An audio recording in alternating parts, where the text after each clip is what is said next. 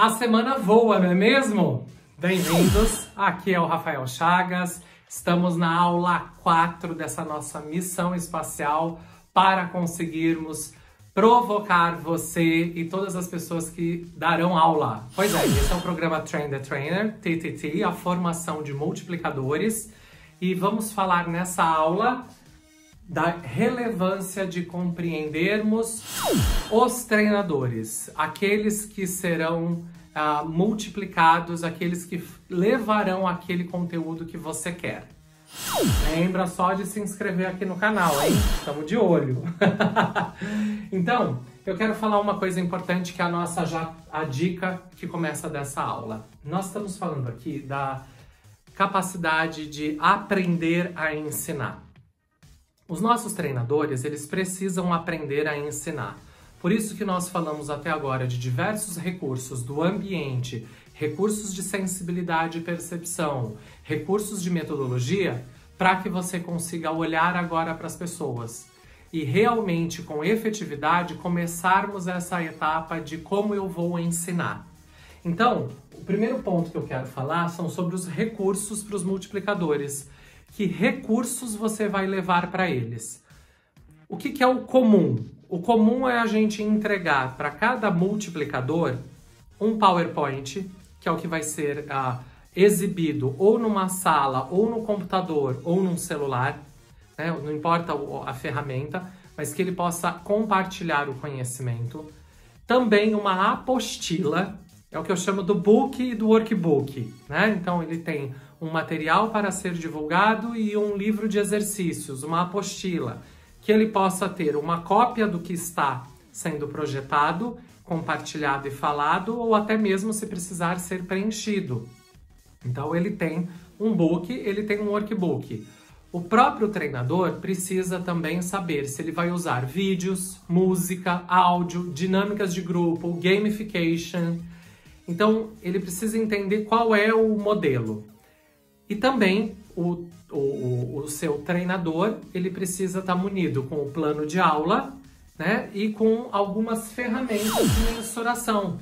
Então, nós temos aquela avaliação de retenção, a prova, né? Tem vários nomes que a gente pode dar. Mas no final do treinamento eu aplico uma prova. Eu quero avaliar a retenção, o quanto a pessoa aprendeu. Eu quero quantificar se ela sabe distinguir a situação A da B, aquilo que foi dado na aula. Outra forma de mensuração que é utilizada em treinamento, a própria lista de presença, ou seja, eu preciso entregar, de acordo com a empresa, isso contabiliza num banco, né, de horas de ensino que essa pessoa teve através da empresa. Então isso também é uma evidência que a pessoa participou de um processo de aprendizado. O próprio certificado, se eu vou entregar algum certificado digital, impresso, no final do meu treinamento. Isso tudo faz parte dessa caixa de mensuração. Então eu vou montando um recurso com a mensuração para conseguir entender esses KPIs, né? Os nossos indicadores de desempenho. Como é que um multiplicador sabe que ele está indo bem? E é isso que a gente precisa mostrar. Não só a simpatia, a alegria, a empatia, a conexão com a audiência, mas se aquilo que ele está ensinando o aluno aprendeu. Né? Eu tive uma mentora que ela me falava isso, quando o professor é bom, o aluno aprende. E eu tenho repetido isso, inclusive, para alguns pupilos meus, que eu falo a toda hora, né? Quando o professor é bom, o aluno aprende. Então, a gente precisa garantir que as pessoas aprendam a ensinar, para que elas consigam ter o objetivo final, que os alunos aprendam, se interessem e queiram mais a aula. Eles aguardem com ansiedade o próximo encontro. Por isso, nós estamos falando muito das competências, né? Que faz parte de uma construção de multiplicadores. Quais são as competências que são necessárias para um treinador e um multiplicador? Então, ele precisa ter a competência da oratória, de falar, de controlar opiniões diferentes, de não deixar com que essas opiniões virem um muro de lamentação, o treinamento, ou vir uma guerra de opiniões. Então ele precisa ter técnicas para conseguir se aprofundar e sair de algumas situações sinuca. Então, as habilidades e as competências necessárias serão importantes. Eu digo que nós estamos muito aqui na área das competências nos soft skills, né? Nas habilidades mais emocionais, porque um professor ele lida muito com a emoção, né? Com essa inteligência emocional, que às vezes a gente tem vontade de salvar, falar, mas a gente precisa se agarrar à metodologia, à provocação, a ideias, ao insight e contornar essas situações. Então, quando a gente escolhe um multiplicador, a gente também precisa levar em consideração isso. Se ele tem essa inteligência emocional de controlar as situações. Às vezes a gente coloca como multiplicador ou um trainer, né, para participar de um TTT, o profissional que tem excelência na competência técnica, no hard skill. E aí a gente pode observar que ele tem as dificuldades, mas por isso que ele vai passar por um programa de multiplicadores. Então, nós precisamos ensinar as pessoas a ensinar, né? Aprender a ensinar. Olha, é tanta coisa assim que a gente precisa acomodar para a gente conseguir um resultado final positivo. Para a gente completar, eu gostaria de falar só então da junção desses 4 elementos quando a gente fala dos treinadores, que tem algumas habilidades que a gente precisa ter bastante cuidado. Né? Precisam ser pessoas pontuais, preocupadas com o horário.